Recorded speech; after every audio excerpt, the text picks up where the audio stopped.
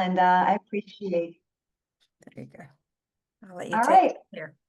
All right. Well, welcome everyone. My name is Keather Snyder, and I am the President and Chief Operating Officer of the Omnia Group. We have been working with NAPAA since 2021 when we met you all at an event. So I'm really pleased because this is my first webinar. I've written articles, but I'm really excited to be invited to speak with you today. Nancy Haywood unfortunately had a something came up and she was not able to come on today. I think she usually kicks off these webinars. So I'll just go ahead and get us started. If you could be so kind, I love to have interaction. So tell me where you are in the chat, if you would please. Where are you joining us from today? I personally am in St. Petersburg, Florida, where it's a balmy 90 degrees. We are really looking forward to fall hitting here in another month. It's pretty hot, still summer, but and very grateful we avoided some hurricanes this summer. So knock on wood, cross fingers. They eluded us. So Illinois, thank you, Patricia. California, Central Coast, beautiful area. Great, thanks, Mary. All right, well, if you feel like connecting in the chat, please continue to do so where you're from. And let's talk a little bit. I'll just give you a brief introduction of who we are, and then we'll jump into our topic today.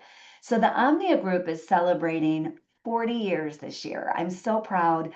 We were founded by a husband and wife, pioneers in the employee assessment industry, and that's what we've been doing for 40 years, is providing tools and resources to help organizations make informed hiring decisions and develop their employees to their full potential.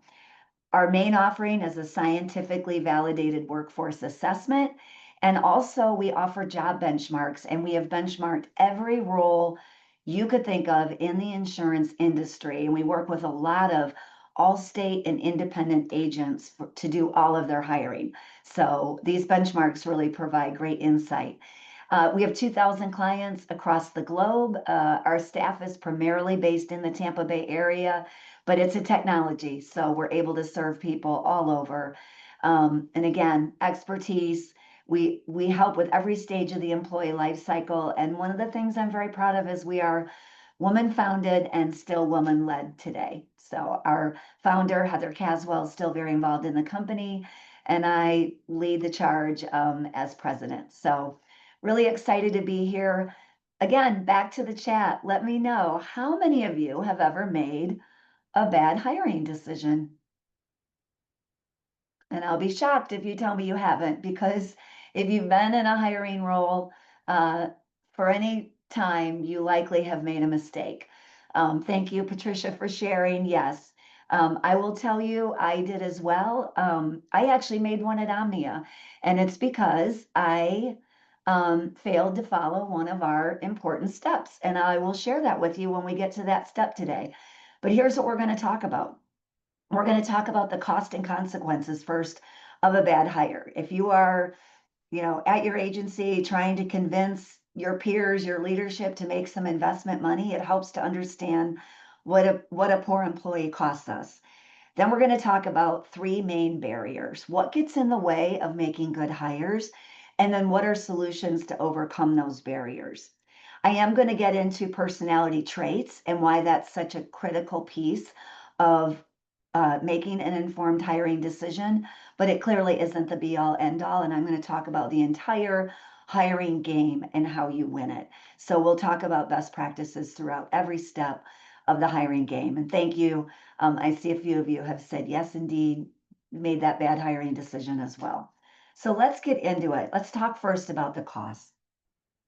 The US Department of Labor, we follow this data every year to be sure it's still valid.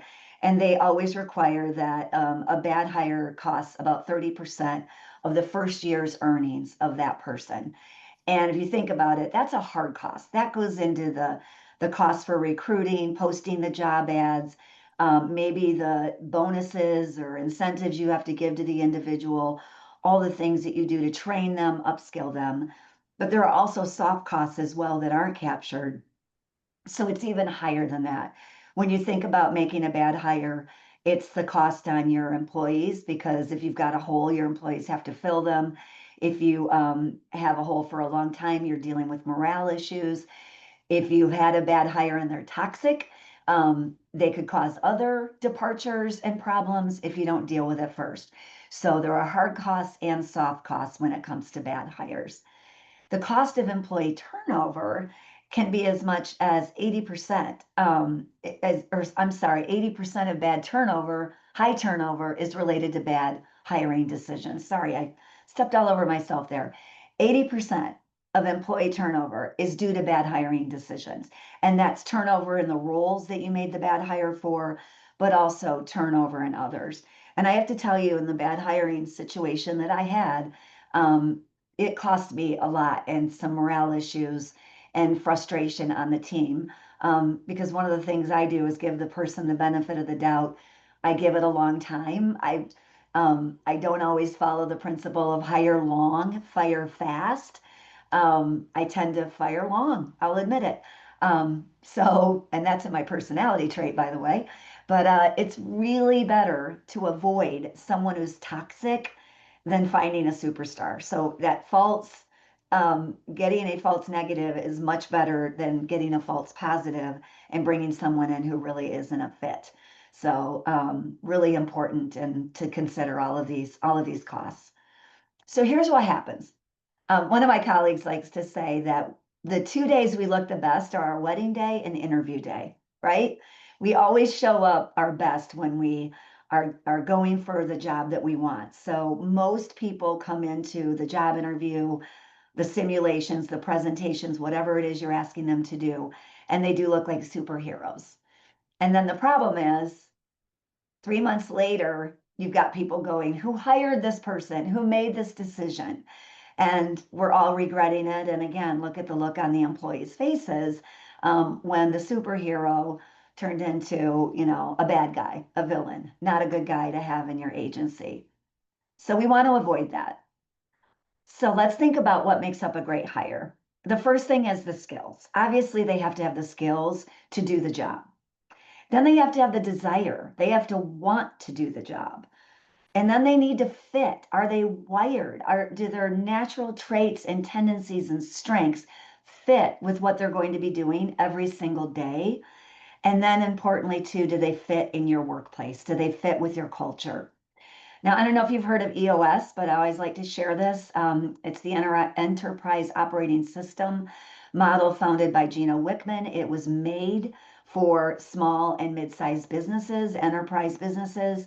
I highly recommend it if you haven't checked it out.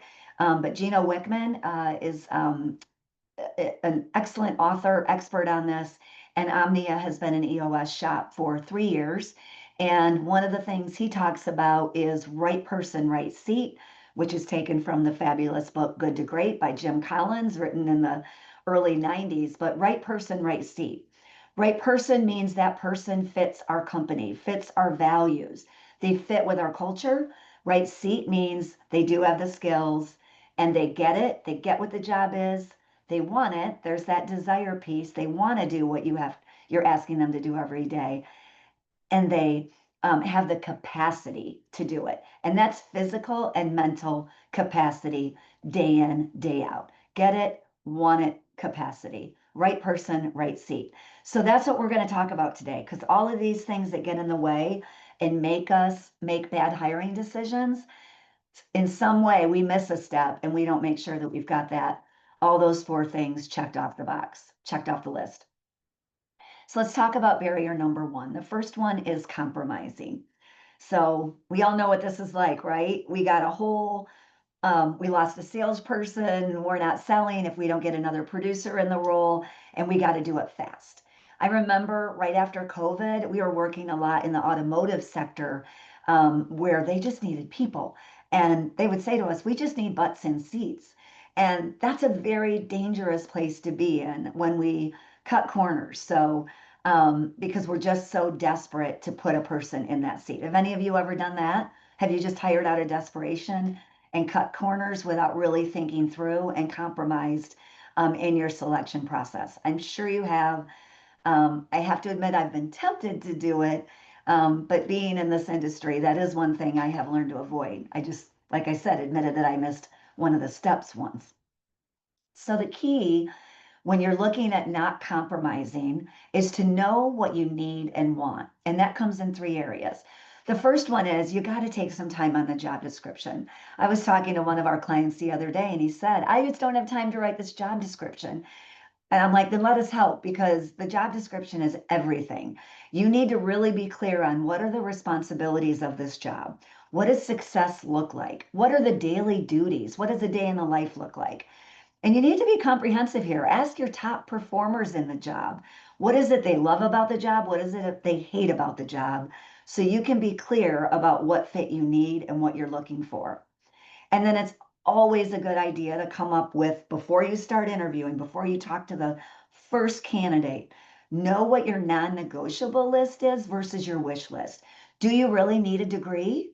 Do you really need 5 years of experience, or would 2 be okay? Do they have to be in the office or could they be hybrid? So know what your non-negotiables are and know your wish list, and you'll avoid compromising. In your culture, be really honest and open about your daily life. What's the age of your workforce? What's the seniority of your workforce? How open are they going to be to welcoming somebody else in?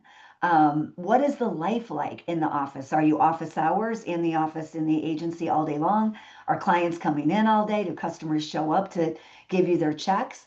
Or are you remote and people are hybrid and work flexible hours? And so those are different needs for different people and how they're going to fit in that culture. And then don't settle. That is the key. Don't compromise once you've determined what the fit is, what you need, and what will that right person look like in your agency culture. So that's barrier one and the solution. The second barrier is going by our guts. So, how often has this happened where a friend of yours says, hey, my nephew's graduating with a degree in insurance. Can you get him a job at your agency? And you're very, likely to say, well, sure, I'll take him to lunch. I'll have him come in and see. And all of a sudden, you're just overrun by the fact that this guy is young and sharp and he's studied insurance and he's got this social confidence and you just think he's going to be a great fit. So, and your friend recommended him, so you go by your gut and you bring him in and you just let it go. Well, that's unfortunately an unconscious bias. You've either decided they're great because of the referral or the fact that their social abilities overrode your ability to really look underneath the iceberg to see what's happening underneath the surface.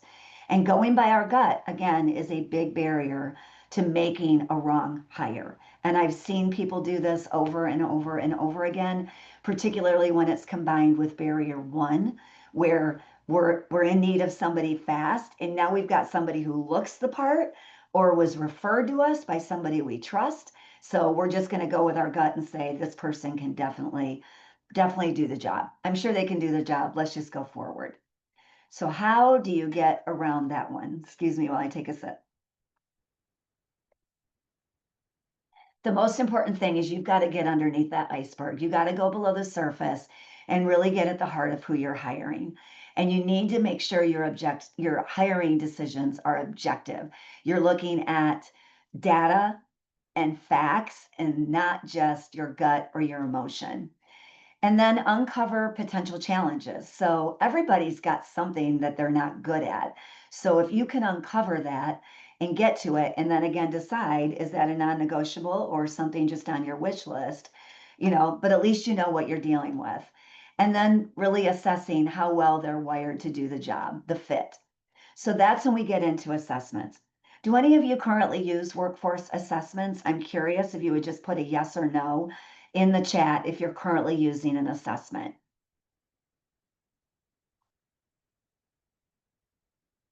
All right, I'll give you just a moment. Yes, if you're currently using some type of workforce assessment. Great. Yes, and not at this time. Okay, that always helps me know because I'm going to talk a little bit about our assessment, of course, but if you're using something else, this is what you want to make sure your assessments are getting to. If you don't use Omnia, that's fine. I would love you to, of course, But the point is use data. So I'm glad to see a couple of you are already using data in your hiring decisions.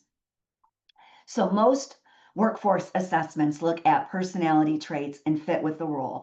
Ours looks at 4 key traits: level of assertiveness, sociability, which includes the way someone problem solves, the pace at which one prefers to work, and the need or lack of need for structure.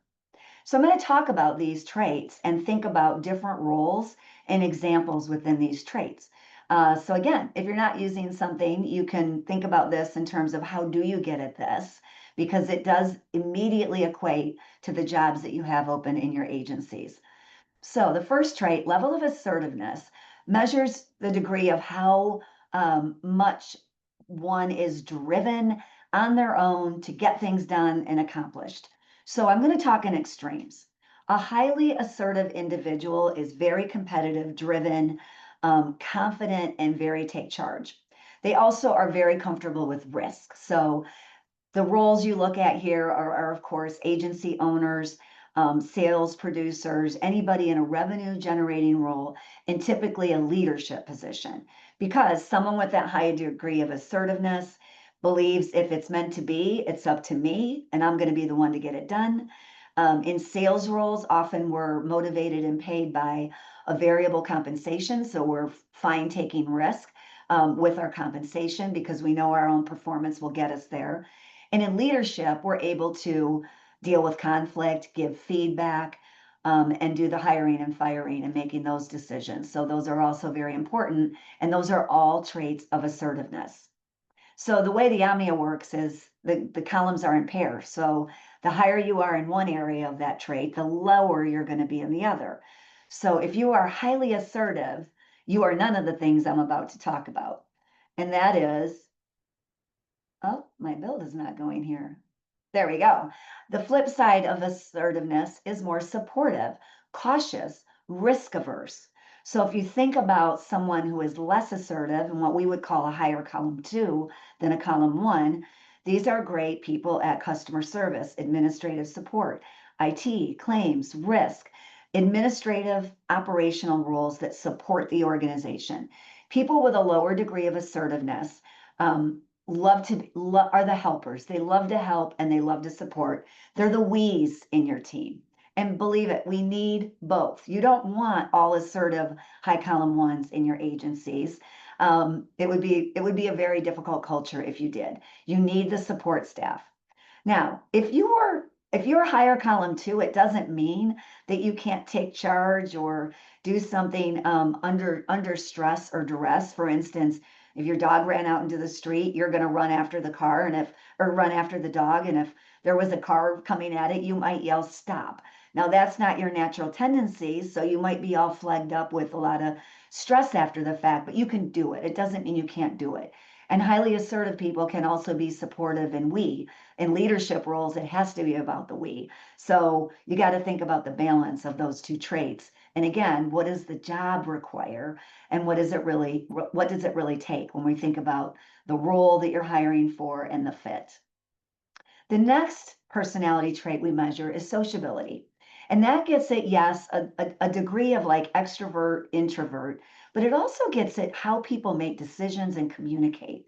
So a person who is highly sociable, is people oriented, very engaging, would rather go out to an event and talk to people than be at their office on a spreadsheet. They build relationships. They're natural enthusiasts. So they can get anybody excited about anything. So roles in your agencies, again, a lot of sales oriented, personnel, HR, customer service, the receptionist, the person at the front desk, PR, thinking about that public facing position who gets their energy from being around people. In an office setting, it's key to know, and we don't just use Omnia for assessments, we use it for development and engagement and team dynamics. So if you think about people on your team who may be highly social, decision time comes around and these people want to get in a room and brainstorm. Even if you're having something as easy as your holiday planning for what you're going to do for the holiday party, they want to be in a room talking about it. So remember that when I talk about the flip side of this personality trait. The flip side is the person that's more analytical, and doesn't mean they don't like people. There still can be social, but when it comes to making decisions or thinking through things, their decisions are more based on facts and data, and they prefer to process internally instead of externally. So again, in your office setting, if you're getting together to talk about a problem, a challenge, fixing something, your people who are more analytical would appreciate an agenda before the meeting, questions to think of, or data to work through before they go to that meeting. If they're coming into the meeting cold and you're just throwing this at them, they may be quiet. They may not have much to say, and you could actually misinterpret that behavior as apathetic or this person doesn't seem to care. And that's not the case. They're just processing inside and they need time and they want data and facts to make the decision.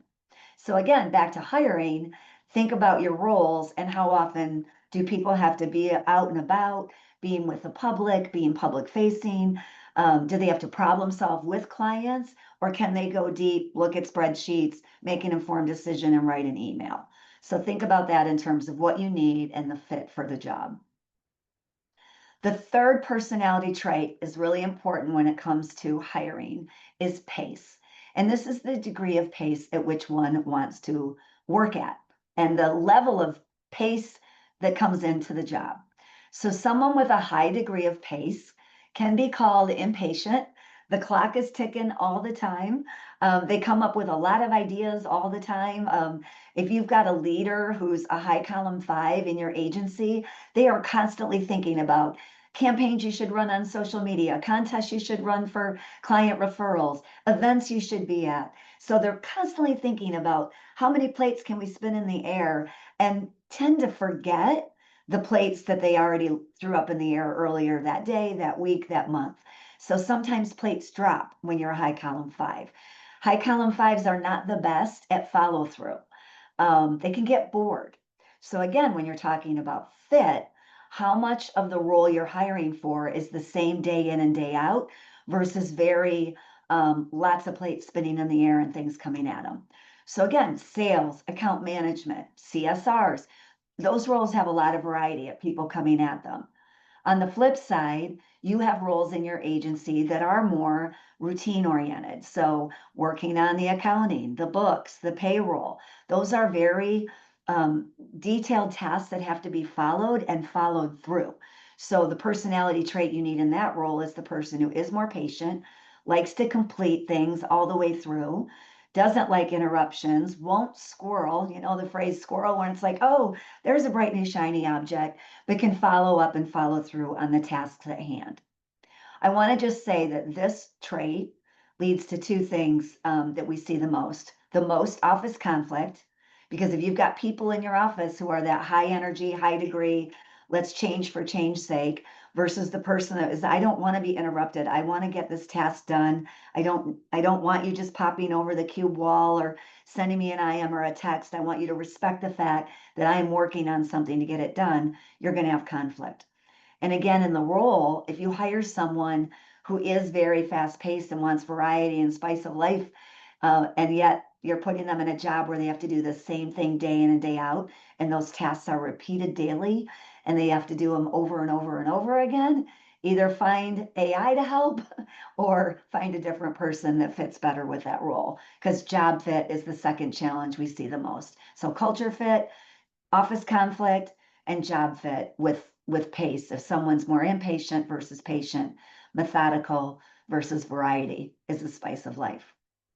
Our last trait that you really want to get to the heart of when you're looking at what your job requires and you're interviewing and going through your candidate selection process is the need or lack thereof for structure.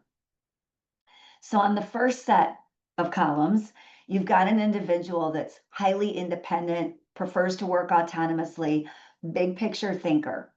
The people with a high column 7 are very resilient.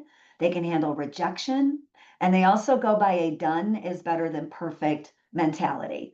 So again, very good in sales roles here and leadership, because you need that big picture thinking in your leadership to think about long-term vision for agency growth, acquisition, things, mergers.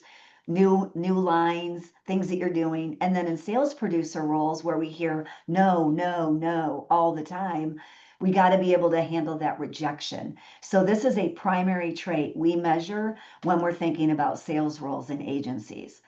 On the flip side, you have roles that do need to be accurate and perfect, and things that do need to be perfect before they're done. Like you can't just check things off to check them off. So roles in service, support, admin, operations, billing, anything that requires accuracy, you want to put a person in that role who really has that need for structure.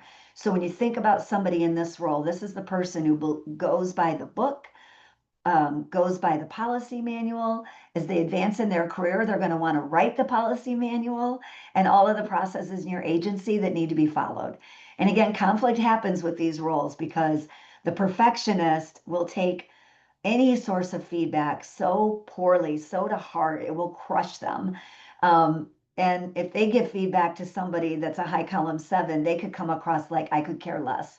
It doesn't matter. I just got to get my job done. Leave me alone and let me do it. So interpersonal conflict happens, and certainly conflict in the job happens if you've got a wrong person in the seat. So really need that resiliency in sales roles, and you really need the perfectionist, detail oriented in your billing department and your client services. All right. So I talked about industry benchmarks too, which are another important piece of this. So if you're using science and data and you're using assessments, great. Make sure you've got benchmarks so you know what you're aiming for. So I've already talked about the importance of a job description. That's your very first benchmark because with a job description, you can equate that to personality traits. And there you have the traits you need in the job. It's awesome to go a little bit more deeper. So look at your historical data.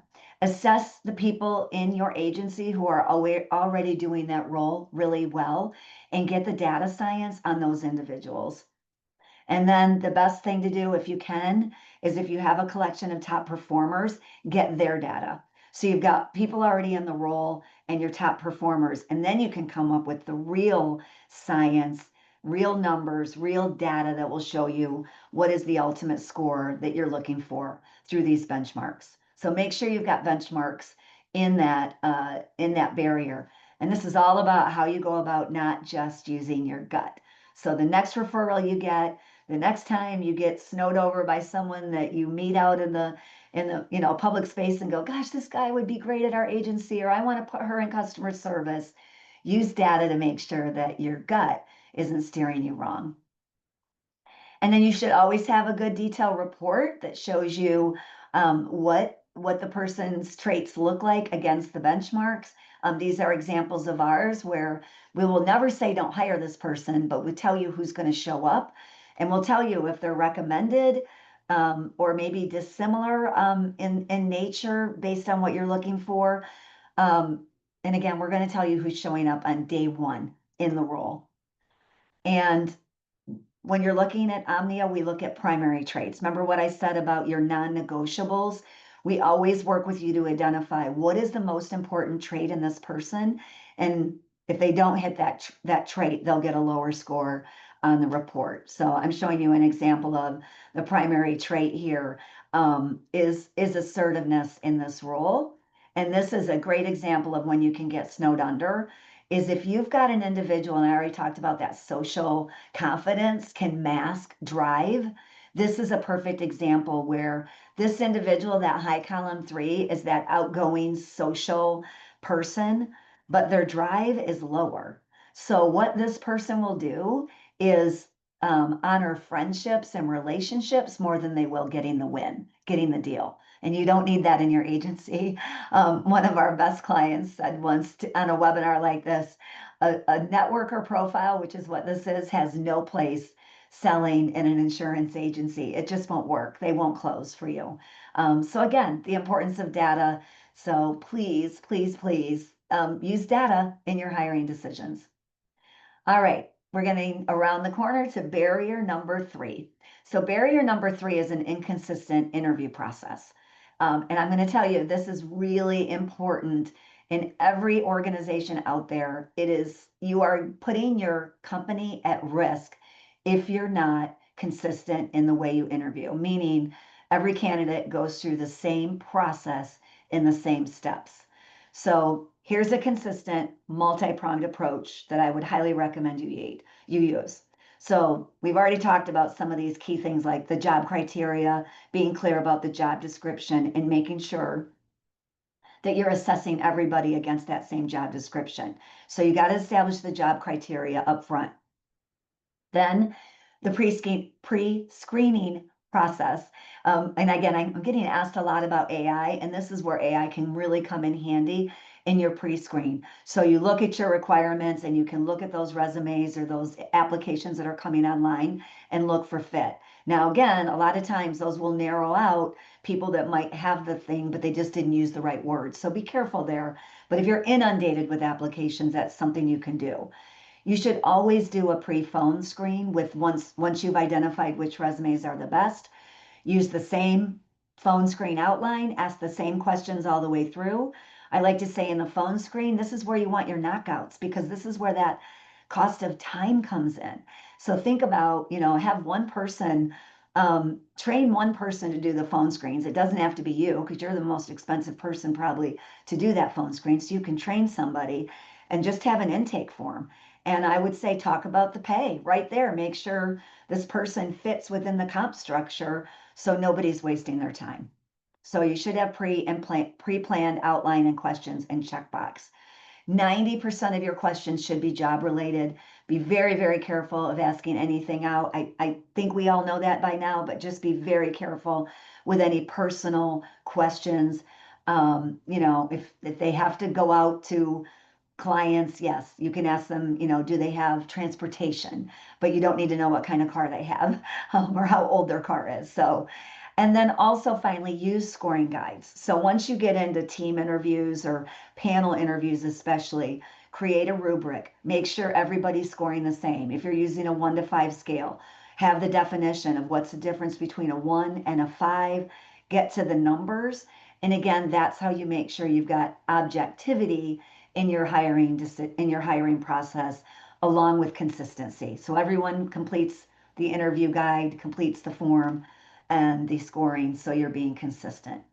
And then references. You cannot skip references.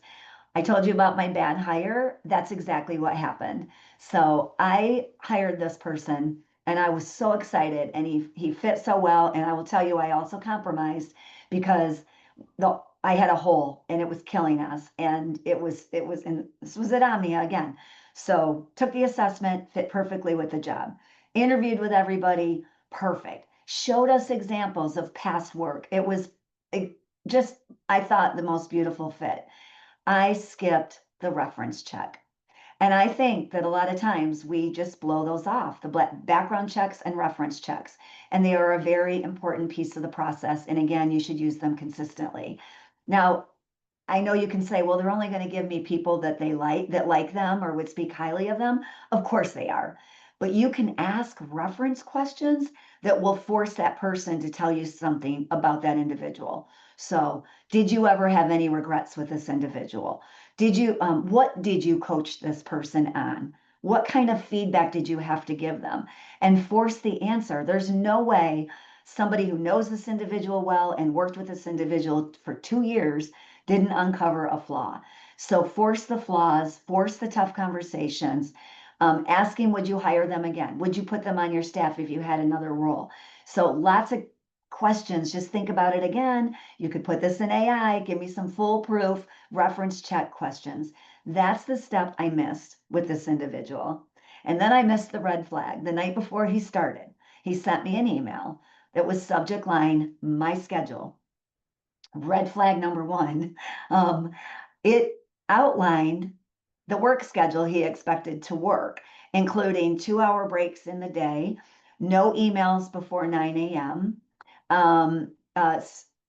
no meetings before 10 and after 4, and just very structured. And this was the night before he started work. And I literally did think, oh my gosh, like that's not going to fit at Omnia. We have emergencies, we have urgencies. We are online immediately with each other. And sometimes we do decide to powwow at the end of the day after 5 or 4:30 to talk about a client. Red flag, red flag, red flag. But again, I compromised. I didn't do reference checks. I didn't force, was this behavior you saw in the past? And it really, it bit us. And like I said, it impacted team morale. So another piece about interviews, and again, we did this in the situation I just gave you, is to use a bar approach in your interviewing questions. So bar is asking the right questions to get at the situation. So when you're thinking back to your job descriptions and what your top performers say about the role, get from them what are the main challenges? What are the main issues in this job? And then come up with questions that will get to this person's experience with that. So if you know that they have to do a lot of lead generation, they have to do cold calling, you better have some behavioral questions about, tell me about your biggest win and how you got it.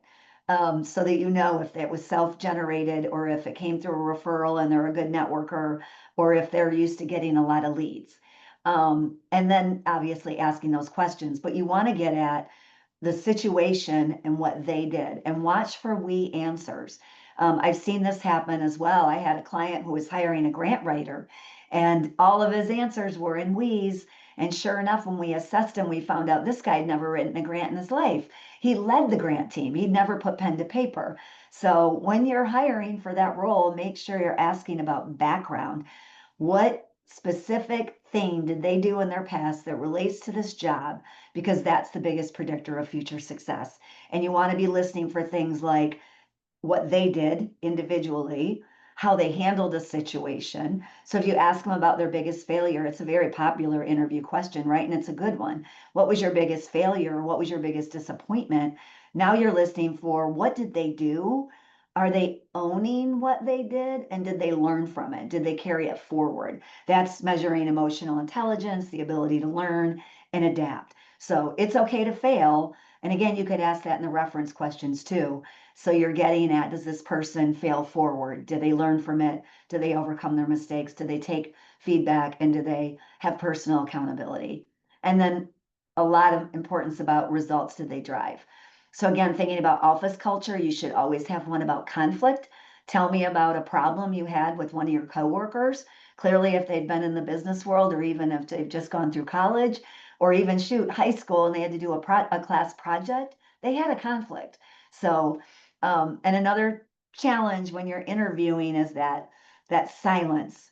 But let the silence be okay. Force them to come up with a scenario for you. Force them to think about that conflict. There's nobody in this world that can get out of it without a conflict. So force them to get to it. You may have a high 4, remember that analytical, who can't speak on the spot. Have some grace for that person if the role fits with an analytical. They can come back to you, but they should come back to you with an informed answer then and a discussion around that situation if they can't come up with it in the interview. And again, I'm happy to take questions and discussions throughout. There's going to be a slide in a moment asking for questions, but just let me know if you've got anything as I go through this. But I'm wrapping up to best practices. And we get asked all the time, how much should the assessment, right, matter in the decision? And I really want to point this out. It should be 25% max of the decision. Sometimes companies do use it for um, if you've got a lot of applications, maybe for a weed out. But again, that's a caution that you could be missing people that maybe weren't an excellent fit, but have that past experience and all the other things that go with what you need. Past performance is the greatest predictor of future success. So assessments are 25% and they have nothing to do with skill or past performance. Your interviews, social media preference or presence, sorry, what they're doing on social media, background checks, reference checks, all of those things are what are going to get at the heart of past performance, along with the resume, of course. But again, people can use a lot of AI in resumes. So you got to have in-person real data to make sure you're getting at the heart of what really does this person bring to your agency? How well does it fit with the role? How well does it fit with your culture? So anything you can do to get to the heart of all those things. So again, 30% interview is key if you're using the behavioral based bar questions. And then 25% of that past experience, social media 10%, background checks, references 5, and that data science should be 25. And that's your whole hiring pie and how you avoid those 3 barriers of compromising, going by your gut, and not using a consistent process. This gets you to a consistent process. So it starts at the base, establishing your job criteria and your selection criteria. Get the job down, know what it is that person's got to do for you, and establish your non-negotiables or your wish list and be clear of the difference. Resume review then, phone screening, some sort of data science, ideally using an assessment, interviewing, reference and background checks, and then the offer. Follow these steps. Don't skip them. Don't skip one. And you will be likely to win the hiring game and have great cultures and superstar employees that are producing. So what questions would you have for me?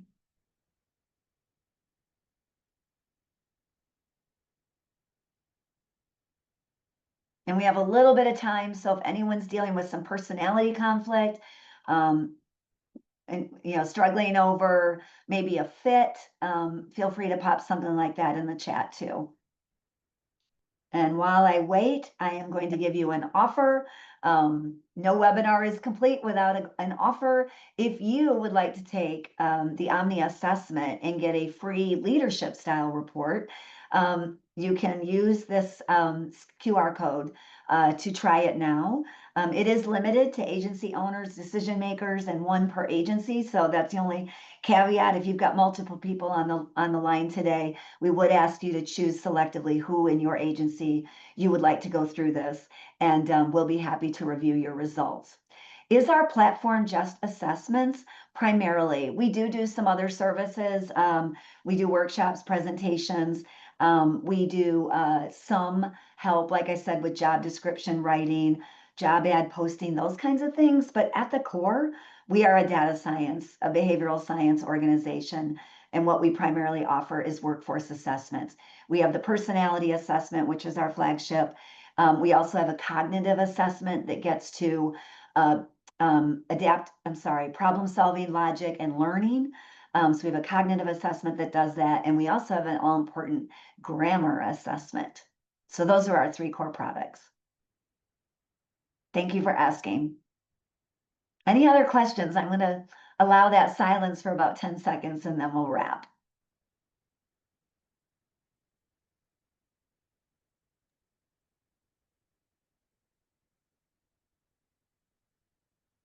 And yes, thank you for that question. Will we send out info via email? I can if I get the list from Nancy. But if you want me to send it directly to you and you don't mind giving me your contact info, you can email me right away at ksnyder@omniagroup.com and I'll get you the info. But I don't think I have the list of attendees with contact info right now, but we'll work on getting that. All right. Thank you so much for your time today. I'm so glad you joined, whether live or hopefully on the recording. Thank you to NAPAA for having us.